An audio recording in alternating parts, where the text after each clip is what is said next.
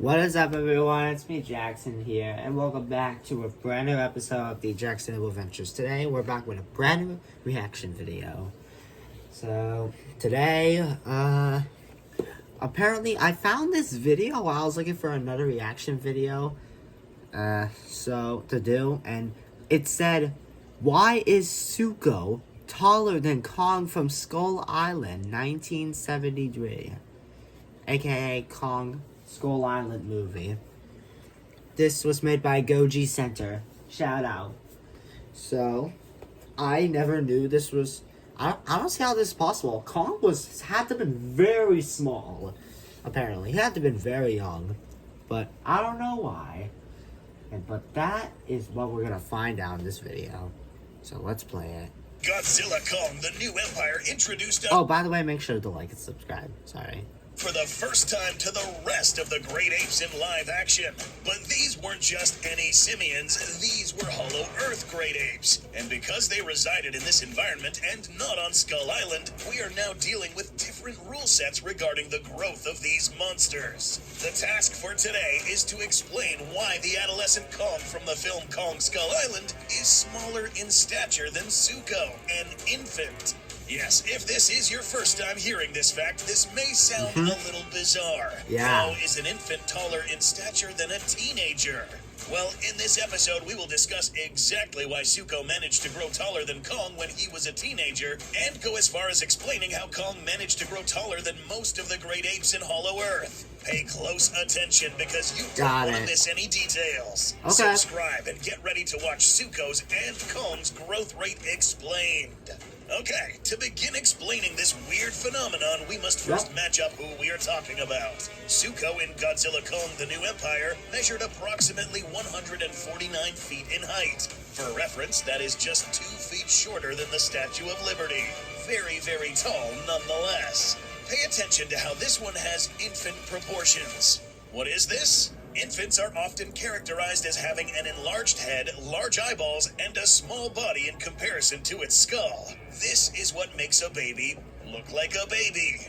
As your body grows to adolescence, your skull tends to grow at a slower rate than the rest of your body. Wow. This is why adults, in most cases, have a smaller head in comparison to their bodies, giving them the said adult body proportions that make them look like full-grown individuals. That's Suko, cool. as you can see, can be categorized as an infant due to these characteristics. Now comes the adolescent Kong from 1973.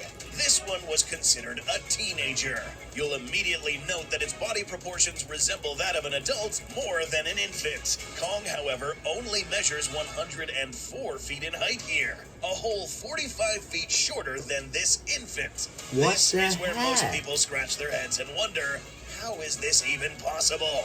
Well, the answer lies in where these two grew up. I thought Suko Kong was the grew up size in a of place known as 2014 Hollow Earth. Godzilla. Down in the bowels But I was of the wrong. planet lies an incomprehensibly vast environment with resources to adequately sustain large life forms.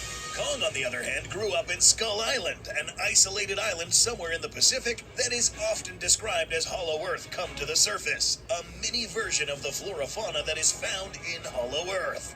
Here's one of the reasons why Suko was already taller than Kong, but this is just the tip of the iceberg. There's a lot more reasoning behind this. Okay. Enjoying this episode? Here's a quick reminder to subscribe and to also click the link below to check out our official Goji Center merch, as well as graphic tees showcasing the most powerful predators of all time. Okay. For better context, we'll have to go back to the graphic novel Skull Island, Birth of Kong. We are introduced to a tribe of these great apes that lived here on Skull Island. You'll note that these apes don't really measure up to the size of adult Kong, who measures 337 feet in height. These apes were a little less than 2/3 of Kong's adult form. But why? Let us explain. Here on Skull Island, growth rates are different from that of Hollow Earth apes due to environmental and biological constraints. Hollow Earth is practically infinitely more vast than this island, limiting the growth cap of these creatures. Additionally, these great apes seem to have suffered from a phenomenon known as indeterminate growth, meaning that factors such as space, food quality, resources, and most importantly stress were a major reason why these guys never reached the height of the larger Hollow Earth apes, being capped in height at around 200 feet or so. Stress was likely the larger factor here. It is a well-known fact that these apes shared this island with the skull crawlers. Yep. Vicious, Oh, relentless predators that, when not sleeping, were always hunting. The rivalry between these two species reached a point where they began killing each other in large numbers. This was perhaps the biggest stressor that limited the growth of these apes. Eventually, this conflict was rendered down to a last stand where many apes, including Kong's parents, were killed. The finishing blow inflicted by Ramarak, the assassin that killed Kong's parents right before his very eyes. Not only that, but this happened immediately after he was born. If that's not stressful enough, then imagine being a 40-foot infant ape on an island full of predators with absolutely no one to take care of you. If anything, the stress would have only been higher for infant Kong than the stress inflicted on a whole group of apes with each other to rely on under the threat of skull crawlers. No wonder all the Kongs are dead. Stress on Kong, I mean, I knew the skull crawlers killed them all. That makes sense. Usually surpass half of the height of the parents by adolescence in most cases. This Kong in 1973 only gets past this threshold by a bare minimum. Something is a little bit off here. Kong between infancy and adolescence has grown less than he should. Why? Stress. Raptor Shark deodorant smells amazing. Sweat and odor have no place here.